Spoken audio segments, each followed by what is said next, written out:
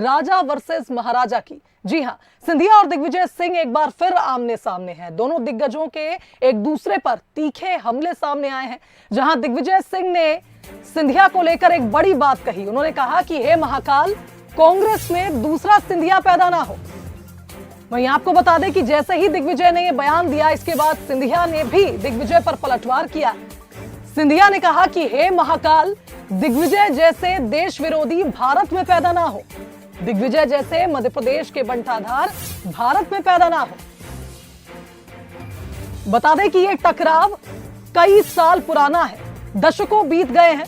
दोनों ही नेताओं के बीच वर्चस्व की लड़ाई पहले भी देखने को मिली है, लेकिन इस बार फिर जैसे ही चुनाव नजदीक आए हैं, दोनों के बीच तीखे हमले शुरू हो गए हैं, जहां दोनों ने ही आज तीखे स्वर में ही ये बड़े बड़े बयान दिए।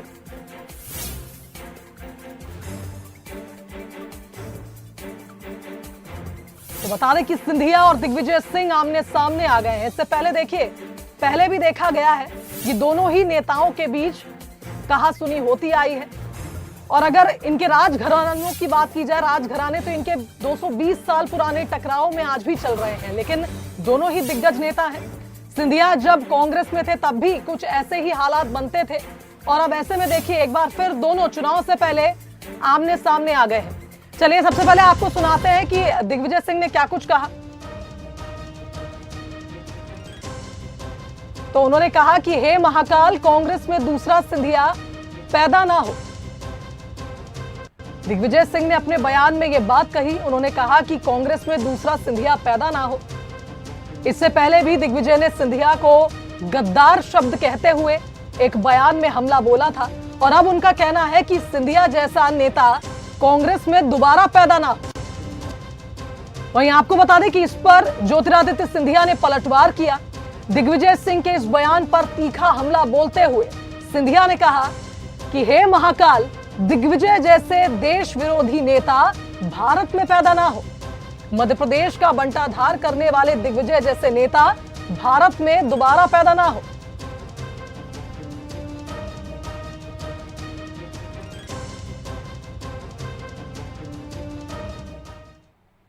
2018 में भी कहा था सरकार हमारी बनेगी, बनी। 15 महीने में हमारे कुछ बड़े बड़े धनाढ्य विधायक और कमाई में लग गए, करोड़ रुपए लेके बिक गए। करोड़ पे ऑफर आए थे, इन्होंने मना कर दिया। और मैं इसीलिए कहता हूं, अकाल दूसरे ज्योतिरादित्य सिंधिया कांग्रेस में पैदा ना हो।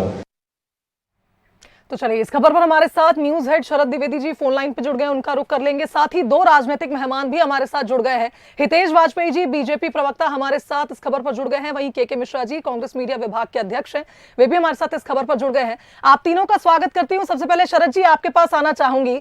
जिस तरह से ये तीखे हमले हुए हैं राजा और महाराजा के बीच चुनाव से पहले, ये मुझे लगता है कि अब ऐसा कई बार देखने को मिलेगा जब दिग्विजय और सिंधिया आमने सामने आएंगे।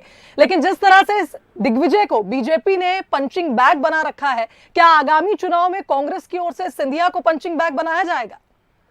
देखिए, ये लड़ाई कभी जब पर्सनल लेवल पे चली जाती है तो उसके पीछे, हालांकि दोनों नेता बहुत ही जिनका कहा जाए बहुत ही अनुभवी और बहुत ही सोच विचार कर बोलने वाले नेता हैं। हालांकि दिग्विजय सिंह जी के लिए बीजेपी का आरोप हमेशा रहता है कि वो सोच विचार कर बोलने से परहेज करते हैं, लेकिन दोनों नेता अपनी पॉलिटिकल समझ के लिए जाने जाते हैं। इसके पीछे अगर आप देखेंगी तो इसके पहले जब तक सिंधिया जी कांग्रेस में थे तो एक अघोषित समझौता रहता था कि गुना और उसके आगे राघोगढ़ और राजगढ़, ये जिले जो हैं यहाँ पर वो अपना कोई भी राजनीतिक हस्तक्षेप नहीं रखेंगे।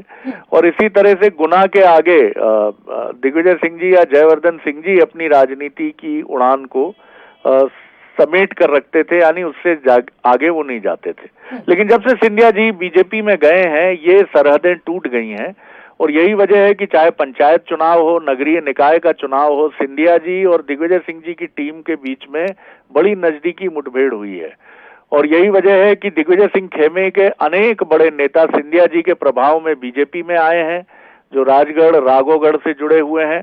और इसी तरह अभी जो बीजेपी के विधायक रहे स्वर्गीय देशराज सिंह जी, उनके पुत्र को कांग्रेस में आने को बड़ी सफलता का दावा कांग्रेस करती नजर आई है। और उसी कड़ी में कड़वाहट इतनी बढ़ गई है कि अब उसमें हे प्रभु महाकाल इस नारे के साथ दोनों नेताओं की एंट्री हुई है कि ईश्वर ना करे, दिग्विजय सिंह जी कह रहे हैं कि अब कोई सिंधिया जी कांग्रेस में जन्म लें, और वहीं कह रहे हैं कि इनके जैसा बंटा ढार और इनके जैसा नेता जो है उससे हमेशा जो है कभी बीजेपी हमेशा दूर रहे, इस तरह की बात सिंधिया जी कहते नजर आए हैं।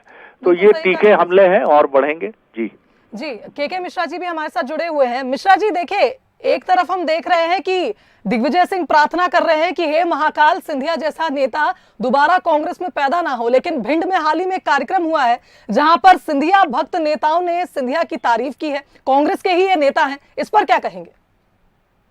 देखिएगा, सबसे पहले तो मैं आपका शुक्रिया अदा करना चाहूंगा आपका और शरद जी का, कि उन्होंने आज एक पैनल में अच्छे नेता का सिलेक्शन किया है, और जिन नेता का नाम है हितेश वाजपेयी जी, हमारे बहुत अच्छे मित्र हैं। ये हितेश वाजपेयी जी वो हैं जिन्होंने कुछ सालों पहले सिंधिया जी को झांसी की रानी का हत्यारा बताया था और आजादी के आंदोलन का गद्दार बताया था। तो मेरी बातें भी आज आदरणीय हितेश वाजपेयी जी ही कहेंगे। और दिग्विजय सिंह जी का जहां तक प्रश्न है, उनके कथन से मैं 100% सहमत हूं, क्योंकि लोकतंत्र में निर्वाचित सरकार को गद्दारी के माध्यम से अपने व्यावसायिक हितों के लिए यदि किसी ने गिराया है तो पहला दोष सिंधिया जी का है, बाद में मैं भाजपा का मानता हूं। तो निश्चित तौर पर बतौर एक कार्यकर्ता मैं भी कहना चाहूंगा कि अब कांग्रेस पार्टी में कोई दूसरा सिंधिया पैदा ना हो। चलिए ठीक है। देखिए के मिश्रा जी, मुझे तो वो बयान भी याद है जब दिग्विजय सिंह ने कहा था कि सिंधिया कोहिनूर है और मैंने उन्हें तराशा है। तो ये तो राजनीति है, अब उन्होंने पार्टी बदल ली है, तो इस तरह की बातें आप कह सकते हैं बेशक। हितेश वाजपेयी जी भी हमारे साथ जुड़े हुए हैं। जी हितेश जी, कुछ बात के मिश्रा जी ने आपके संदर्भ में कही, आपसे जानना चाहेंगे, क्या कहेंगे इस पे? नहीं, देखिए निजी रूप से क्या कहना, क्योंकि के मिश्रा जी तो ब्राह्मण समाज को माँ बहन की गाली देते हैं, आप तो चला भी नहीं पाओगे, इतने बीप लगाओगे उसमें। तो शरद जी चोरों के लिए कहता हूँ, हितेश जी चोरों के लिए कहता हूँ। तो चलो अभी देख के बताओ आप फिर क्या कहा था आपने, रिपीट चोरों के लिए के सामने। चोरों की बात की, मैं डरता नहीं हूँ, आप जैसा डबल बदलता नहीं हूँ कभी, जो कहता हूँ आखिरी तक कायम रहता हूँ। तो आप चलो एक बार रिपीट कर दो उसको, आपने ब्राह्मणों को लेके जो वक्तव्य दिया। डॉक्टर वाजपेयी कह पाओगे? जी डॉक्टर वाजपेयी मुद्दे पर आप बात कर ले। जी हाँ, नहीं मुद्दा नहीं, इन्होंने तो मुद्दा बदल दिया ना शरद जी। सर कोई तो बड़ा बने, सर कोई तो बड़ा बने, कोई तो बड़ा बने। मैं सहमत नहीं कहा था कि सिंधिया जी को आपने नहीं कहा था कि वो आजादी के आंदोलन में उन्होंने झांसी की रानी का, जानते हैं कि वक्त परिस्थितियां बदलती हैं। आपने भी सिंधिया जी जब कांग्रेस में थे तो क्या कहा होगा, ये बातें कोई अर्थ रखती हैं क्या? सर जी, मैंने हमारा विषय है कि सिंधिया जी ने एक दूसरे को लेकर क्या कहा, हमारा विषय ये नहीं है कि के मिश्रा जी ने क्या कहा और हितेश वाजपेयी जी ने क्या कहा। डॉक्टर वाजपेयी। हाँ शरद जी, तो मैं इसी के ऊपर आता हूँ। शरद जी, अब आपने जो विषय रखा है तो आपका जो प्रश्न है बिल्कुल सही है। शरद जी, आपने खुद उनका इंटरव्यू किया है। 18 साल सन्निष्ठ भाव से सिंधिया जी ने कांग्रेस को अपनी पूरी जवानी दी जी, और बहुत अच्छे से उन्होंने कांग्रेस की सेवा करी। कांग्रेस छोड़ते वक्त भी उन्होंने कभी भी राहुल जी को या किसी को भी कोई अपशब्द नहीं कहे। उन्होंने बस यही बात कही कि भाई कमलनाथ जी उनका सम्मान नहीं रख पाए, और हम और आप सब उसको डिस्कस कर चुके हैं। तो कांग्रेस खुद अपने कदाचरण के कारण लोगों को भगाती है, हम देखते हैं। एक एंटोनी के बेटे हो गए, ढेर है, मतलब ढेर उदाहरण है शरद जी। तो कांग्रेस को अपनी समस्या को खुद देखना है, नंबर 1, कि कांग्रेस को छोड़कर लोग क्यों, सचिन पायलट उसी रास्ते पर है। तो ये तो कांग्रेस की अंदरूनी समस्या है। रहा सवाल दिग्विजय सिंह का, तो दिग्विजय सिंह कभी भी विकास के पर्याय मध्य प्रदेश में रहे ही नहीं है। इसीलिए तो हमने बंटाधार कह के 2003 में उनको निपटाया था, क्योंकि वो बिजली सड़क पानी पे कभी बात ही नहीं करेंगे। चलिए शरद जी, आप तो मुझे याद करके बताइए कि कोई डिबेट हमने और आपने बिजली सड़क पानी पर दिग्विजय सिंह के किसी बयान को लेकर की हो। सर मैं बिल्कुल हेड्स ऑफ टू यू, मैं आप तुरंत अपनी बात वापस ले लूंगा। तो दिग्विजय सिंह ध्यान भटकाते हैं, दिग्विजय सिंह लोगों को भड़काते हैं, दिग्विजय सिंह हिंदू मुसलमान करते हैं, दिग्विजय सिंह निजी टिप्पणियां करते हैं। दिग्विजय सिंह ने हिंदू टेरर जैसी जो डॉक्ट्रिन डेवलप करी थी चिदम्बरम जी ने, उसको सपोर्ट किया और फिर मुंह की खाई, माफी मांगनी पड़ी कई जगह जाके। दिग्विजय सिंह वो हैं जिन्होंने सिमी को चरम पर पहुंचाया। आर खान और महमूद खान जैसे लोग उनके साथी रहे, तो देश विरोधी तो हुए ही ना। इसको कंक्लूड करता हूँ। मिश्रा जी, डॉक्टर हितेश वाजपेयी का कहना है कि पहले कांग्रेस अपना घर देख ले, और निश्चित तौर पर ये आपके भीतर हुए द्वंद्व की वजह से सिंधिया जी छिटके थे, और इस बार ऐसा मैं बिल्कुल कहूंगा कि इस बार आपकी तैयारी इसको लेकर काफी आप सतर्क हैं, सजग हैं कांग्रेस, और ध्यान रख रही है कि कहीं कुछ इस तरह की स्थितियां ना बने। तो इसमें महाकाल की एंट्री की आवश्यकता दोनों नेताओं की तरफ से कितनी होगी, ये भी एक विचारणीय प्रश्न है, लेकिन ये जरूर है कि अपने अपने घर को मजबूत रखा जाए। शरद भाई, सॉरी टू से मैं आपका बड़ा सम्मान करता हूँ जी, मैं आपकी बात से थोड़ा सा नहीं आपका अधिकार है, करते हुए अपनी बात को आगे बढ़ाऊंगा। जी हाँ, जी हाँ। कि सिंधिया जी अंतर्द्वंद की वजह से नहीं गए थे जी। सिंधिया जी गए थे अपने व्यावसायिक हितों को साधने के लिए।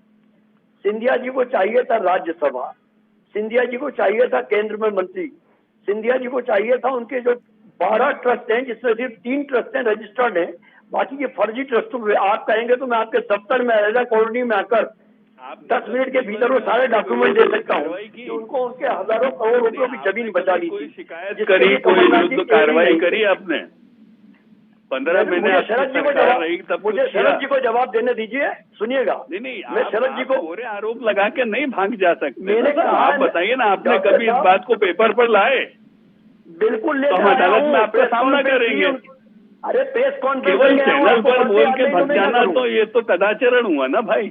सुनिए डॉक्टर साहब, सुनिए, मैं कागज लेकर 20 मिनट में आता हूँ। आप क्या मुख्यमंत्री की ओर से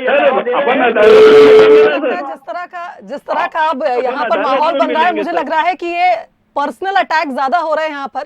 बहुत धन्यवाद आप तीनों मेहमानों का हमारे साथ इस खबर पर जुड़ने के लिए, इस चर्चा का भाग बनने के लिए। तो देखिए, जिस तरह से 2 दिग्गज नेता जिन्हें राजा महाराजा कहा जाता है आपस में भिड़ गए हैं, तीखे हमले बोले हैं, कुछ इस प्रकार ही नजारा अभी हमने देखा, जिस तरह से 2 बड़े प्रवक्ताओं ने एक दूसरे पर आरोप लगाने शुरू कर दिए। और देखिए, इसी को हम चुनावी माहौल कहेंगे। जैसे जैसे चुनाव नजदीक आएंगे, इस प्रकार के हमले और बयान और भी ज्यादा तेज होंगे।